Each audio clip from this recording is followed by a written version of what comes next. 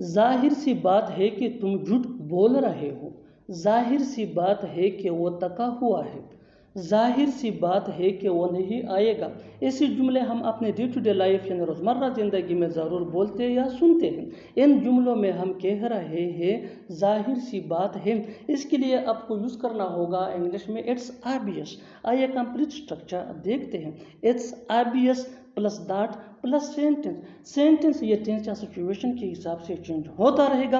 It's obvious ये वही का वही रहेगा, विच मीन जाहिर सी बात है। इट्स ये इट इज का शॉर्ट फॉर्म है। अच्छी तरह समझने के लिए कुछ मिसालें देखते हैं। जाहिर सी बात है कि तुम झूठ बोल रहे हो। It's obvious that you are telling a lie.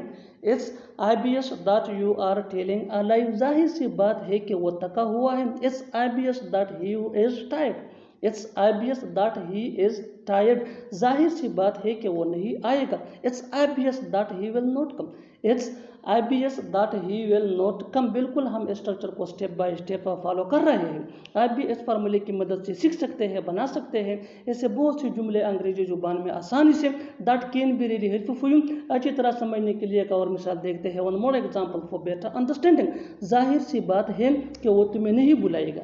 जाहिर सी बात है कि वो तुम्हें नहीं बुलाएगा। It's obvious that he won't invite you.